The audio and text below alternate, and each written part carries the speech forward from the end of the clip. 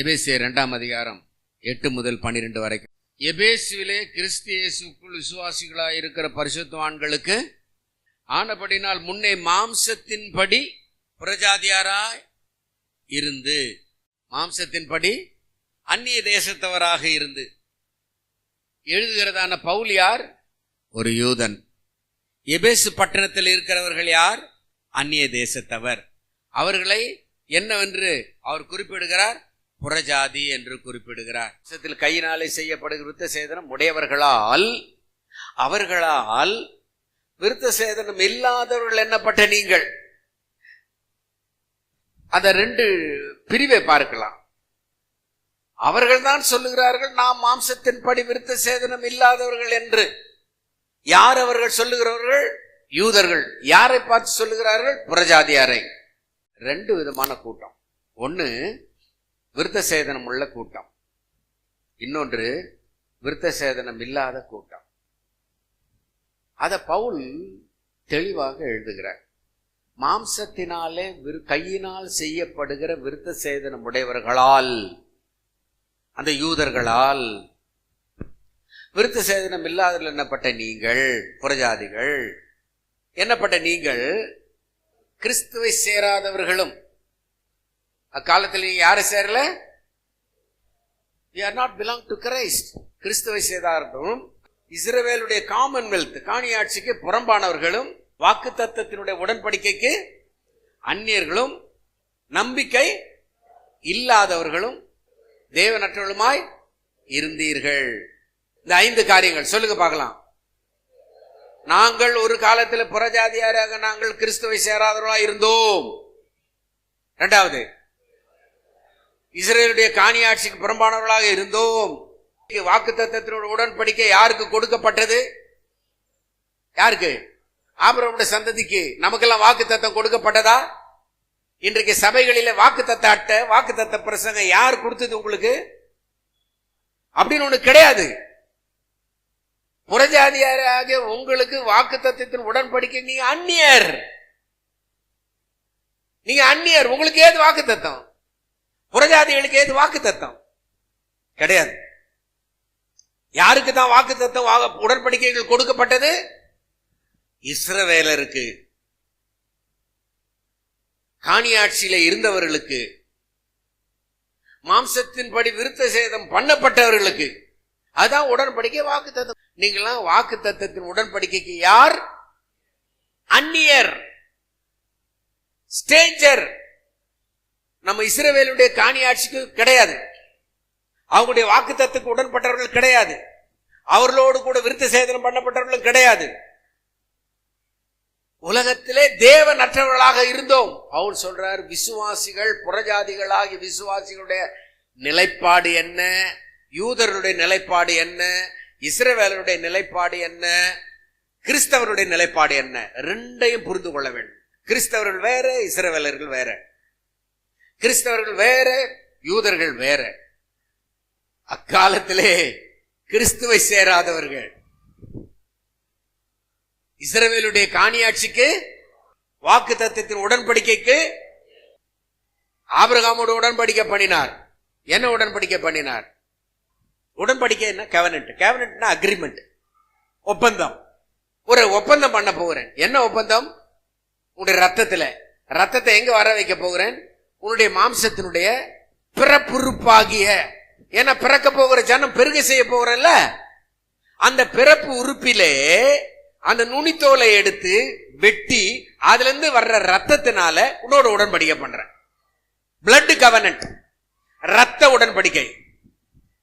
இதான் உடன்படிக்கை. ஆனால் உன்னுடைய சந்ததியை பெருக பண்ணுவேன் இருக்கிறதுக்கு அவர் சந்ததியை உற்பத்தி பண்ணுகிற நுனித்தோல்ல நான் ரத்தத்தை வர பண்ணி அந்த ரத்தத்தினாலே ஒரு உடன்படிக்கையை பண்ணுகிறேன். அப்ப அந்த வாக்கு தத்தத்தின் என்ன வாக்கு தத்தம் பண்ணாரு? நான் உன்னை ஆசீர்வதித்து உன் பெயரை பெருக பண்ணுவேன், உன் சந்ததியை வானத்து நட்சத்திரத்தை போல, பூமியின் தூளை போல, கடற்கரை மணலை போல பெருக பண்ணுவேன் சொன்னாரு. அது வாக்கு தத்தம். உடன்படிக்கை ரத்தம், வாக்கு தத்தம் பெருக பண்ணுவேன். எங்க பெருக பண்ணுவேன்?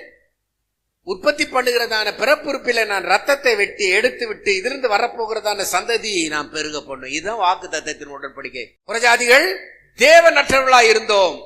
அதை நினைச்சு கொள்ளுங்க. இந்த நினைப்பு வரட்டும். எனக்கு என்ன கிடையாது? முதலாவது, நான் கிறிஸ்துவை சேராதவன். இரண்டாவது, இஸ்ரவேலுடைய காணியாட்சிக்கு புறம்பான. மூன்றாவது, வாக்குத்தத்தத்தின் உடன்படிக்கை எனக்கு கிடையாது. ஆபிரகாமோடு பண்ணது போல கிடையாது. நம்பிக்கை, எந்த நம்பிக்கையுமே கிடையாது.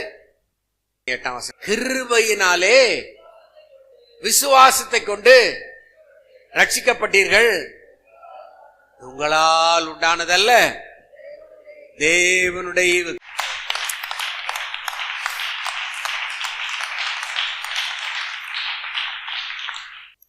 மாம்சத்தினால் கையிலே செய்யப்படுகிற விருத்த சேதனம் உடையவர்களால் விருத்த சேதனம் இல்லாதவர்கள் எண்ணப்பட்ட நீங்கள்.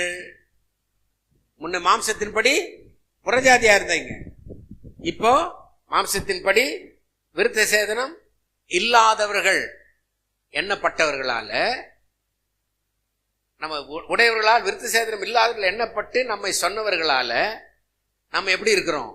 அந்நியராக இருக்கிறோம். அப்போ நாம் யார்? இஸ்ரவேலின் காணியாட்சிக்கு புறம்பானவர்கள், நம்பிக்கை இல்லாதவர்கள், தேவனற்று இருந்தவர்கள், விருத்த சேதனம் பண்ணப்படாதவர்கள், கிறிஸ்துவை சேராதவர்களாக இருந்த பின்னர் கிறிஸ்து நமக்காக சிலுவையிலே உடன்படிக்கையையும் நியாயப்பிரமாணத்தையும் நிறைவேற்றி ரத்தம் சிந்து, அந்த ரத்தத்தினாலே, ஆபிரகாம் கிட்ட ஒரு ரத்தத்தினால உடன்படிக்கை பண்ணார் இல்லையா? இப்ப நம்ம கிட்ட பண்ணியிருக்கிறார். எந்த உடன்படிக்கை பெருசு? இப்ப நம்ம கிட்ட பண்ண உடன்படிக்கை. Praise the Lord. கிறிஸ்து அவருடைய ரத்தத்தை சிந்தி நம்ம என்ன செய்தாராம்? ரட்சித்தார். அங்கே ஒரு ரத்தம் ஆபிரகாமுடைய நுனித்தோளிலே பிறப்புறுப்பிலே சிந்தப்பட்டது. இயேசு கிறிஸ்துனுடைய நுனித்தோளிலேயும் ரத்தம் சிந்தப்பட்டது. அந்த ரத்தத்தினாலே நம்மை உடன்படிக்கை செய்தார். இந்த உடன்படிக்கை பெருசா, ஆபிரகாம்கிட்ட பண்ணது பெருசா? திருச்சபையினுடைய பிறப்பிடம் எங்கே? இயேசுனுடைய இதயத்திலே. இஸ்ரவேலுடைய பிறப்பிடம் எங்கே? ஆபிரகாமுடைய பிறப்புறுப்பிலே. நல்லா புரிஞ்சுக்கணும் இந்த டிஃபரன்ஸ். சயின்டிபிக்கலா பேசுறேன், ஆவிக்குரிய பிரகாரமா பேசுறேன். ஆபிரகாமுடைய சந்ததிக்கு வாக்குத்தத்தம் கொடுத்தது ஆபிரகாமுடைய பிறப்புறுப்பாகிய ஆண் உறுப்பினுடைய நுனியை கட் பண்ணும் போது வந்த ரத்தத்தினாலே. உனக்கிட்ட இனி பிறக்க போறதெல்லாம் என்னுடைய சந்ததி. இந்த சந்ததியை நான் என்ன செய்ய? வானத்து நட்சத்திரை போல, பூமியின் மணலை போல, கடற்கரை மணலை போல, பூமியின் தூளை போல பெருக பண்ணுவேன். உன் சந்ததி எண்ணி முடியாததாக இருக்கும். ஆபிரகாமுடைய சந்ததி அவனுடைய ஆண் உறுப்பினுடைய பிறப்புறுப்பிலே வந்தது, தோன்றினது. ஆனா கிறிஸ்துனுடைய சபை அவருடைய இருதயத்திலிருந்து வந்தது. அந்த உடன்படிக்கைக்கும் இந்த உடன்படிக்கை வித்தியாசம் உண்டு. கிருபையினாலே விசுவாசத்தை கொண்டு ரட்சிக்கப்பட்டீர்கள். இது உங்களால் உண்டானது அல்ல. ஈவன் என்னது? கிஃப்ட், தேவனுடைய பரிசு. நான் ரட்சிக்கப்பட்டது என்னது? தேவனுடைய பரிசு. அந்த ரட்சிப்பினாலே நம்ம என்ன மாறுகிறோம்? நீதிமான்களாக மாறுகிறோம். 9ஆம் வசனம், ஒருவரும் பெருமை பாராட்டாதபடிக்கு கிரியைகளினால் உண்டானதல்ல. கிரியை என்னது? Not of works. நம்முடைய செயலினாலே அல்ல, நம்முடைய உழைப்பினாலே கிடையாது, உன்னுடைய செயல்களினால் அல்ல. உன்னுடைய ரட்சிப்பு இலவசமாக. ஹல்லேலூயா சொல்லுங்க பாப்போம். உன்னுடைய ரட்சிப்பு இலவசமாக. நற்கிரியைகளை செய்கிறதற்கு கிறிஸ்து இயேசுக்குள் சிருஷ்டிக்கப்பட்டு அவருடைய செய்கையாயிருக்கிறோம். அவருடைய செயல். ஆண்டவர் என்னை எங்கே படைத்திருக்கிறார்? எங்கே சிருஷ்டித்திருக்கிறார்? கிறிஸ்து இயேசுக்குள் நான் சிருஷ்டிக்கப்பட்டிருக்கிறேன். பிரைஸ் தி லார்ட் சொல்லுமா? எங்கே நான் சிருஷ்டிக்கப்பட்டிருக்கிறேன்? In Christ. அப்ப நம்ம இன்றைய ஞானஸ்நானம் எங்கே முடிந்தது? இயேசு உயிரோடு எழுந்த உடனே நானும் இயேசுவோடு கூட உயிரோடு எழுந்தேன். இன்றைக்கு ஞானஸ்நானம் எடுத்தது ஒரு அடையாளம் தான். அப்ப என்றைக்கு நான் உயிரோடு எழுப்பப்பட்டேன், இயேசு என்றைக்கு கல்லறையிலிருந்து எழுந்தாரோ அன்றைக்கு நானும் எழுந்தேன். அல்லேலூயா. சத்தமா சொல்லுங்க அல்லேலூயா. என்றைக்கு நாம் எழுந்தோம், எழுப்பப்பட்டோம், இயேசு கல்லறையிலிருந்து எழுந்தவுடன் 3ஆவது நாள் எழுந்தவுடன் அன்றைக்கே நானும் எழுப்பப்பட்டேன். கிறிஸ்துவுக்குள்ளே நாம் நற்கிரியைகளை செய்யும்படிக்கு அவருடைய செய்கையா இருக்கிறோம். அப்போ எங்க சிருஷ்டிக்கப்பட்டோம்னா கிறிஸ்து இயேசுக்குள் சிருஷ்டிக்கப்பட்டோம். அதான் நான் சொன்னேன், நம்ம எல்லாரும் ஆபிரகாமுடைய சந்ததி அல்ல. யாருடைய சந்ததி? கிறிஸ்துவுடைய சந்ததி. கிறிஸ்துவுக்குள் சிருஷ்டிக்கப்பட்டோம். எங்கே அந்த சிருஷ்டிப்பு நடக்கிறது?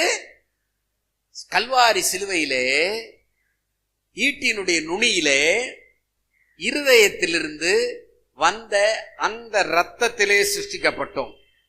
அவருடைய செயல்கையா இருக்கிறோம், அவருடைய படைப்பாய் இருக்கிறோம், அவருடைய சிருஷ்டிப்பாய் இருக்கிறோம். என்னை அங்கே வைத்து சிருஷ்டித்து விட்டார் கிறிஸ்துக்குள்ளாக. அவைகளில் நாம் நடக்கும்படி அவர் முன்னதாக அவைகளை ஆயத்தம் பண்ணியிருக்கிறார். எப்ப ஆயத்தம் பண்ணாரு? பிஃபோர் ஹேண்ட், முன்னதாக, லாங் எகோ, லாங் எகோ, முன்னதாக, before hand he ordained me, என்னை அபிஷேகம் பண்ணினார், என்னை நிர்ணயம் பண்ணினார். ஹல்லேலூயா. அப்ப நற்கிரியைகளிலே நடக்கிறதாக இருந்தால் நாம் எப்படிப்பட்டவர்களாக இருப்போம்? கிறிஸ்துவாக இருப்போம். யாரா இருப்போம்? கிறிஸ்துவாக நடப்போம். எங்க போனாலும் கிறிஸ்துவாகத்தான் நடக்கும்படி அவர் முன்னதாக என்ன செய்திருக்கிறார்? நிர்ணயம் பண்ணியிருக்கிறார். 7ஆம் வசனம், கிறிஸ்து இயேசுக்குள் நம்மை அவரோடு கூட எழுப்பினார். அவரோடு கூட உன்னதங்களிலே எப்பொழுது எழுப்பப்பட்டேன் நான்? இயேசு என்றைக்கு கல்லறையிலிருந்து உயிரோடு எழுந்தார் அன்றைக்கே நானும் எழுப்பப்பட்டேன். என்றைக்கு இயேசு உன்னதத்தில் உட்கார்ந்து இருக்கிறாரோ இன்றைக்கு நானும் இயேசுவோடு உன்னதத்தில் அமர்ந்திருக்கிறேன். கிருபையினாலே ரட்சிக்கப்பட்டீர்கள். இது உங்களால் உண்டானதல்ல, தேவனுடைய ஈவு. ஒருவரும் பெருமை பாராட்டாதபடிக்கு இது கிரியைகளினால் உண்டானதல்ல. நம்முடைய ரட்சிப்பு என்பது நம்முடைய செயலால், நம்முடைய முயற்சியால், நம்முடைய புண்ணியத்தால், நம்முடைய தர்மத்தால், நம்முடைய பிரதிஷ்டையால் கிடையாது. எல்லாம் அவருடைய தயவினாலே. எழும்பி நிற்போம். கர்த்தர் உன்னை ஆசீர்வதித்து காக்க கடவர். கர்த்தர் தம்முடைய முகத்தின் மேல் பிரகாசிக்க பண்ணி கிருபையாயிருக்க கடவர். கர்த்தர் தம்முடைய முகத்தின் மேல் பிரசன்னமாக்கி உனக்கு சமாதானம் அருளி செய்ய கடவர் என்பதே. கர்த்தர் தாமே உங்கள் அனைவரையும் ஆசீர்வதிப்பாராக.